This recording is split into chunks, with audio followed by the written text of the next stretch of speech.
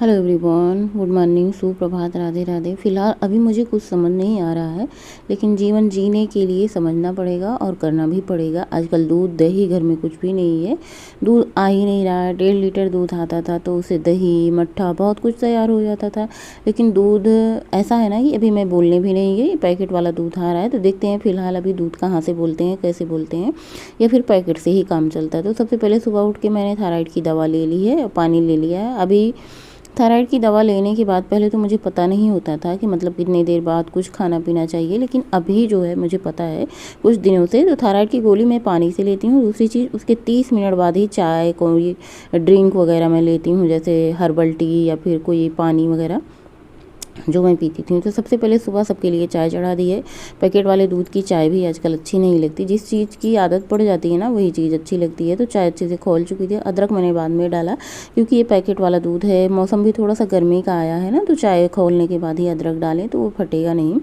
और अभी मैं जैसे वैसे होता है ना, वैसे तो मेरी डाइट मतलब शुरू हो चुकी है, आज से ही है, जिस दिन से मैंने ब्लॉग बनाना शुरू किया है।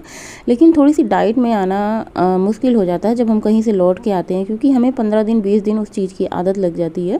तो डाइट करना थोड़ा सा मुश्किल हो जाता है, लेकिन हम धीरे धीरे अपने डाइट में आ रहे हैं। वैसे भी हमारा जो भी खाना पीना चाय नाश्ता बनता है वो समझो कि एक तरह से डाइट वाला ही है। वज़न बढ़ा हुआ है, 3 से 4 किलो तक मैंने वज़न किया आने के बाद। तो सबसे पहले मैंने सादा सिंपल 1 गिलास पानी पी लिया है, उसके बाद थोड़ी सी चाय ली है, चाय पियेंगे। और झाड़ू पोछा, घर में इतने सारे कपड़े हो चुके हैं ना, इन सब का सबसे पहले काम निपटाती हूँ। सबके कपड़े 2-2 4-4 ही लेके गए थे, लेकिन पता नहीं कैसे जब कपड़े धुलने बैठते हैं ना तो इतने सारे कपड़े हो जाते हैं। तो सबसे पहले वॉशिंग मशीन में पानी डाल दिया है।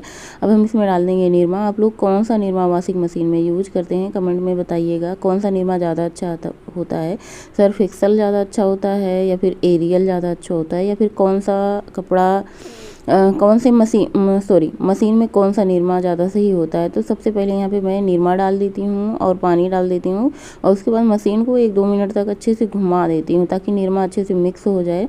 कहीं कहीं होता है ना, जैसे हम पानी डाल देते हैं, फिर कपड़े डाल देते हैं, फिर ऊपर से निरमा डाल देते हैं, तो सारा निरमा जो होता है ना कपड़ों में इकट्ठा हो जाता है, पूरी तरीके से अच्छे से फैलता नहीं। तो सबसे पहले जो वॉशिंग मशीन होती है उसमें पानी भर के निरमा डाल के अच्छे से वॉशिंग मशीन एक बार चला दो, ताकि जो निरमा है ना अच्छे से पानी में घुल जाए। फिर उसके बाद जो कपड़े आपको डालने हैं ना, सबसे पहले आप साफ़ कपड़े, अच्छे कपड़े डालें जो कि कलर ना छोड़ते हों, ये चीज़ का ध्यान रखें। साफ़ कपड़े, ये सारे के सारे कपड़े साफ़ हैं, मतलब ऐसे धुले हुए हैं, लेकिन एक बार जो बैग में उसमें साफ़ कपड़े गंदे कपड़े ये सारे कपड़े रख दो ना, तो फिर गंदा कपड़ा साफ़ कपड़ा समझ नहीं आता है। तो जब मैं कहीं जाती हूँ या तो वहाँ से आती हूँ ना, तो एक बार सारे कपड़े मैं धुल करके अच्छे से क्लीन करके मैं रख देती हूँ। तो एक बार मैं जितनी मशीन में आया था मैंने उतना लोड कर दिया है। फिलहाल ज़्यादा कपड़े डाल देंगे तो अच्छे से धुलेंगे नहीं और मशीन चलेगा भी नहीं। मैं कपड़े धुलती जाती हूँ और खंगालती जाती हूँ, और पतियो जी और बच्चे से कपड़े फैलाते जाते हैं। तो देखिए आज जो कपड़ों का भंडार लगा था। अभी हम लोग चले गए थे, पापा के बारे में तो मैंने बताया ही था, कम्युनिटी पोस्ट डाली थी, तो चले गए थे। तो फिर गर्मी में सारे कपड़े रह गए थे रखने को, स्वेटर वगैरह बाहर ही रखे हुए थे। मैंने सोचा होली बाद रखेंगे, लेकिन होली के पहले ही चले गए, तो सारे के सारे कपड़े रखे हुए थे। और ये शूज वगैरह बहुत ज़्यादा गंदे हुए थे, मैंने इनको भी धुल दिया है। और शूज वगैरह वॉशिंग मशीन में ही धुल देते हैं, लास्ट में सारे शूज निकाल करके वॉशिंग मशीन में डाल देते हैं। उसके बाद ये अच्छे से क्लीन हो जाते हैं 2-3 बार। तो इनको हाथ से क्लीन करने की ज़रूरत नहीं होती है। धूप इतनी तेज़ है ना कि कपड़े बहुत अच्छे से सूख जाएंगे। जब कपड़े धूप में सूखे होते हैं ना तो ये स्मेल नहीं करते, इनकी महक बहुत अच्छी होती है। और कपड़े रखने के लिए, जब हमें कपड़े रखने हों तो इनको अच्छे से धूप दिखा के, अच्छे से कड़क वाली धूप दिखा के ही रखने चाहिए। तो यहाँ पे सारे कपड़े मैंने अच्छे से फैला दिए हैं। और कपड़ों का जो काम होता है ना बहुत भारी भरकम होता है। जिस दिन कपड़े धुलना होता है उस दिन कमर की पूरी बैंड बज जाती है। सबसे ज़्यादा अच्छी चीज़ मुझे ये लगती है ना कि कपड़े कितने अच्छे से फैलाते हैं पतियो जी हमारे, और सारे के सारे कपड़े इतने अच्छे से फैलाए हुए हैं। और फिर स्नान ध्यान पूजा पाठ, पूजा तो ऐसे सिंपल ही मैंने दिया बत्ती जला दी है, कोई बहुत ज़्यादा तामझाम अभी नहीं किया है। सब कुछ मैनेज करने में 20-22 दिन घर से बाहर रहो ना, तो 20 दिन से कम नहीं लगता घर को पूरा बनाने में, सब चीज़ मैनेज करने में। फिर घर की शुरुआत होती है। तो यहाँ पे ये वाला चादर ना मुझे बहुत बहुत बहुत अच्छा लगता है। तो चादर बिछाने का काम मैं अकेली कर रही हूँ। बच्चे और पद्देव गए हैं स्कूल एडमिशन कराने और उनका फीस भरने, कापी किताब लाने, ताकि उन लोग स्कूल जा सकें। एक चीज़ मैं यहाँ पे क्लियर कर दूँ, इस बार भी मेरा बेटा 9वीं में सबसे ज़्यादा मार्क्स लाके, अपने क्लास में सबसे ज़्यादा नंबर लाके, और मेडल भी उसको मिला है, फर्स्ट अवार्ड जो मिलता है। लेकिन मैंने ऐसी सारी चीज़ें शेयर करना मतलब शेयर करूँगी, लेकिन अभी इसी एक ही ब्लॉग में सारी चीज़ें कैसे शेयर कर दूँ, तो मतलब धीरे धीरे करूँगी। अभी तो ब्लॉग मैं आप लोगों से जुड़ने के लिए ये डाल रही हूँ। फिलहाल ब्लॉग भी बनाने का मतलब पूरे प्रॉपर तरीके से, जैसे होता है ना कि अभी तो सारा चीज़ सब कुछ फैला हुआ है, मुझे ऐसे नहीं अच्छा लगता। जब सारे काम अच्छे से हो जाते हैं फिर ब्लॉग बनाने का भी आनंद आता है मतलब। और यहाँ पे मैंने दोनों ही यहाँ बेड पे और तख्त पे चादर डाल दी है, और एक ही तकिए की कवर मुझे दिख रही थी, उसको मैंने कवर भी पहना दी है। बाद में फिर धीरे धीरे होंगे। अब मैं चलती हूँ किचन में, कुकिंग का काम करती हूँ, कपड़े धुलने का काम, झाड़ू लगाया मैंने, पोछा गौरी ने लगाया। तो बस ऐसे ही सारे काम सब लोग मिलजुल के कर लेते हैं, फिर काम ज़्यादा भी नहीं लगते। वैसे आज इतने ज़्यादा काम थे ना कि सबकी कमर की बैंड बजी हुई थी। जैसे बच्चे भाग दौड़ के स्कूल गए, काफ़ी किताब लाए, किसी को 1 मिनट बैठने का मौका नहीं मिला। तो यहाँ पे मैंने आंवला, अदरक थोड़ा सा और जो फैट कटर वाला पानी होता है इसको डाला है। काफ़ी सारे लोग फैट कटर ड्रिंक के बारे में पूछ रहे थे, तो आप कैसे बनाते हो, क्या यूज़ करते हो।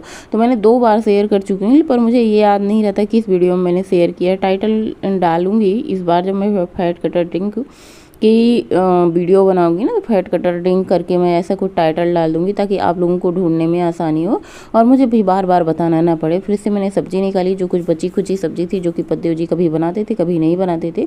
फ्रिज में रखा हुआ था बीन्स, थोड़ी सी हरी मिर्ची, आलू, प्याज, टमाटर, ये सारी चीज़ें रखी हुई थी। तो मैंने यही सोचा चलो बीन्स की सब्ज़ी बना देते हैं। इसके पहले मैंने बनाई थी उसकी सब्ज़ी, मसालेदार जो सब्ज़ी होती है ना, सहजन की। रात में हमने सहजन की सब्ज़ी बनाई थी, जो कि मसालेदार खाने के बाद फिर दोबारा मन नहीं होता। एक दिन मसालेदार खा लो गर्मी में, ठंड के मौसम में 2 दिन 3 दिन लगातार मसालेदार खाओ, कोई झंझट नहीं होती है। लेकिन गर्मी में एक टाइम से ज़्यादा दूसरे टाइम मसालेदार खाने का मन बिल्कुल नहीं करता है। तो यहाँ पर मैं अपना fat cutter drink sip sip करके ले रही हूँ। सुबह मैंने चाय पी ली थी, तो चाय पीने के बाद कोई मतलब नहीं होता फैट कटर ड्रिंक का। और जब भी हम फैट कटर ड्रिंक लें उसके 2 घंटे 1.5 घंटे तक कुछ ना खाएं ना, तो बहुत अच्छा होता है डाइजेशन के लिए। हमारा फैट सबसे अच्छा जो होता है ना, ये फैट को कम करता है, हमारे डाइजेशन सिस्टम को सही करता है। तो यहाँ पे मैं कुकिंग की तैयारी कर रही हूँ। सबसे पहले चॉपर लिया है, इसमें मैंने प्याज, अदरक, लहसुन, हरी मिर्ची सब कुछ डाला है, और इसको चॉपर से चॉप करूँगी। दाल बनाऊँगी, दाल जो कि दाल होता है ना, बहुत अच्छा होता है गर्मी के मौसम में। और ये वाली दाल बनाने के बाद सब्जी बनाने की आपको ज़रूरत नहीं पड़ेगी। तो सबसे पहले मैंने कुकर डाल रखा है गैस पे, इसमें मैंने थोड़ा सा देसी घी डाला है, थोड़ी सी सूखी लाल मिर्ची ख़त्म हो चुकी थी जो कि मैंने ढूंढ के डाला है, थोड़ा सा जीरा डाला है, और थोड़ा सा इसमें मैंने डाला कसूरी मेथी। उसके बाद प्याज, लहसुन जो कुछ मैंने चॉपर में चॉप किया था उसको डाल दिया है। इसको अच्छे से भूनना है, बहुत ज़्यादा भूनने की ज़रूरत नहीं होती है, लेकिन हल्का सा आप भून देना तो उसका टेस्ट अलग हो जाता है। आप कच्चा भी डाल के बनाती हूँ कई बार, वो भी बहुत अच्छा लगता है। आप भून के बनाएं, ये भी बहुत अच्छा लगता है। उसके बाद मैंने टमाटर ऐड कर दिया है, टमाटर को भी हल्का सा भून लेते हैं। उसके बाद ही मैं इसमें मसाले, हल्का हल्का मसाला ऐड करूँगी, बहुत ज़्यादा मसाला नहीं। आधा चम्मच मैंने सब्जी मसाला, आधा चम्मच किचन किंग, आधी चम्मच हल्दी पाउडर डालने के बाद धुली हुई दाल मैंने डाल दी है। दाल मैं सिर्फ अरहर की नहीं बनाती हूँ, इसके साथ मैं बनाती हूँ, इसमें मिक्स होती है मसूर की, जो लाल वाली मसूर होती है ना बिना छिलके वाली, वो भी मिक्स होती है। तो बस दाल भुनने के बाद इसमें डाल देना है पानी। चाहे तो आप हरी धनिया की पत्ती थोड़ा सा ऊपर से ऐड कर देंगे, फिर दाल बनने के बाद ऊपर से ऐड कर दें, या फिर पकते समय ऐड कर दें, जैसे आपको अच्छा लगे, जैसे आपको समझ आए। तरीका दोनों ही अच्छा है, चाहे पकते समय ऐड करें चाहे बाद में। तो दाल में 2 सीटी लगानी है। उधर मैंने कढ़ाई चढ़ा दी। आप लोग पूछते हैं ना कि आपकी सब्ज़ी जलती कैसे नहीं, कि इतने कम तेल में बनाती हैं। तो देखिए यहाँ पे मैंने 1 से 1.5 चम्मच तेल लिया है, और इसमें ही सब्ज़ी बनाएंगे। और सब्ज़ी 4 लोगों के लिए पर्याप्त बन रही है, बिल्कुल कम नहीं है। ऐसा लगता है ना कि कम सब्ज़ी है तो थोड़े तेल में बन जाएगी, बिल्कुल भी नहीं। और सब्ज़ी में इतनी बढ़िया बनेगी ना कि खाने वाले भी सोचेंगे कि ये कम तेल में सब्ज़ी बनी है या फिर ज़्यादा तेल में। तो जब तक हमारी सब्ज़ी पक रही है तब तक हम आटा गूँथ के फटाफट से तैयार कर लेते हैं। आटा भी मैंने थोड़ा सा लिया गेहूँ का आटा, थोड़ा सा मैंने बाजरे का आटा लिया है, अच्छे से किया है मिक्स दोनों को। और यहाँ पे थोड़ा सा चुकंदर की प्यूरी बना के मैंने रात में रखी थी, इसको ऐड कर दिया है। चुकंदर की प्यूरी से क्या होता है ना, हमारी रोटियां इतनी मुलायम सॉफ्ट हो जाती हैं। जैसे मैं मायके गई थी ना, वहाँ सिर्फ गेहूं की रोटियां खानी होती थी, तो मुझे बिल्कुल मतलब ऐसे लगता है ना कि बहुत टाइट लग रही है, हार्ड लग रही है। लेकिन जब हम कोई इसमें बीटरूट या फिर गाजर ऐसा कुछ ऐड कर देते हैं तो रोटियाँ बहुत मुलायम बनती हैं। आटा गूँथ के मैंने रख दिया है 5 मिनट रेस्ट के लिए, 10 मिनट। उसके बाद यहाँ पे सब्जी में थोड़ा सा नमक डाला है। नमक डालने के बाद इसको अच्छे से एक बार मिक्स किया है। इसमें लहसुन की और हरी मिर्ची की कलियाँ डाल दी है, कट करके डाल दिया लिया है। इसमें कोई भी मसाला प्याज वगैरह कुछ भी नहीं ऐड करेंगे, बस सिंपल सी सब्जी है। इसको थोड़ी देर और पकने देते हैं और दूसरी तरफ मैंने दाल को खाली कर लिया है। चाहे तो आप डबल तड़का दाल में लगा सकते हैं और भी स्वाद बढ़ाने के लिए, नहीं तो सिर्फ हरी धनिया की पत्ती डाल के अच्छे से कर दो मिक्स। दाल आपकी रेडी है, तैयार है। दाल रोटी के साथ खाओ, चावल के साथ खाओ या फिर ऐसे सूप की तरह पियो, दोनों तीनों तरीके से बहुत ही बेस्ट होता है, अच्छा होता है। और सेम कुकर खाली करके मैंने उसको धुल लिया है, उसी में चावल डाल दिया। जो भी मैं रेसिपी बनाती हूँ, जो भी मैं कुकिंग करती हूँ, चाहे दाल हो, चाहे सब्जी हो, चाहे चावल हो, आप अगर अपना डाइट मेंटेन कर रहे हैं तो आप बिल्कुल खा सकते हैं। मतलब ऐसा होता है जब हम डाइट करते हैं तो बहुत सारी चीज़ें छोड़ देते हैं, लेकिन जब हम डाइट मेंटेन करते हैं तो सारी चीज़ें खाते हैं, बस क्वांटिटी थोड़ी कम होती है। तो यहाँ पे मैंने थोड़ा सा धनिया की पत्ती बचा लिया था सब्जी में डालने के लिए। सब्जी हमारी बन करके तैयार हो चुकी है, बिल्कुल कम तेल में सब्जी बनी है। और आप थोड़ा बहुत आलू खा सकते हैं, ऐसी कोई नहीं कि आप डाइट कर रहे हैं तो बिल्कुल छोड़ दें एक चीज़। और मैं मायके में गई थी ना, तो सिर्फ आलू की ही सब्जी बनती थी, आलू की सब्जी ही खाती थी। तो इसकी वजह से ना मेरा वजन बहुत ज़्यादा, मतलब बहुत ज़्यादा तो नहीं कहूँगी, लेकिन 2-3 किलो बढ़ चुका है। तो सब्जी भी पक चुकी है, दाल भी पक चुका है, चावल भी पक चुका है। तो फटाफट से मैं रोटियां बनाने की तैयारी करती हूँ। रोटियां बहुत सॉफ्ट, बहुत मुलायम होती हैं। इसमें सूखा आटा बहुत कम लगाएं, आप आराम से चकले पे बेलें। ये चिपकता है थोड़ा सा, बीटरूट मीठा होने की वजह से ना ये तवे पे भी चिपकता है, थोड़ा सा बेलते समय चिपकता है, लेकिन कोई बात नहीं है। आप इसमें सूखा आटा कम लगा के बेलें और रोटियाँ गर्मा गर्म बनाएं, गर्मा गर्म सबको दें। थोड़ा सा आप इसमें चाहे तो घी लगा के भी खा सकते हैं। घी लगा के आप इसे अचार से सिर्फ खाएं, बहुत बहुत बहुत बढ़िया स्वाद आता है। तो बस थाली लग चुकी है, आप लोग भी आ जाइए दोपहर के लंच करने। इसमें मैंने थोड़ा सा आंवला का अचार, थोड़ा सा सलाद, थोड़ी सी सब्जी, एक रोटी और मैंने थोड़ी सी दाल ली है। तो रोटी मैं 2 खाऊंगी, अभी फ़िलहाल एक ही रखा है। 2 रोटियां मैं गर्मा गर्म खाऊंगी। खाने को आराम से खाना है, चबा करके खाना है, अच्छे से टाइम लेके खाना है। आप 32 बार नहीं चबा सकते तो कम से कम 30 बार, 25 बार, 20 बार, इतना तो चबाएं ही चबाएं, लेकिन खाने को अच्छे से चबा करके ही खाना चाहिए। डाइजेशन के लिए बहुत अच्छी चीज़ होती है। खाना चबाने से जो हमारा जबड़ा होता है, मुँह के फैट होते हैं, सारे के सारे कम हो जाते हैं धीरे धीरे। और शाम का टाइम है, अभी मुझे थोड़ी सी भूख लगी थी तो मैंने 2 गिलास पानी पिया है और उसके बाद थोड़ा सा फ्रूट खाया है। कपड़े ढेर सारे गट्ठर के उतार के बाहर से लाए। हेलो एवरीवन, गुड इवनिंग, शाम का नमस्कार आप सभी को। कैसे हैं आप सभी लोग? अभी शाम के 6:30 बज रहे हैं, लेकिन इतना ज़्यादा उजाला है। गर्मी का मौसम है, गर्मी यानी अप्रैल का महीना। और आज गोरखपुर आए मुझे दूसरा दिन है।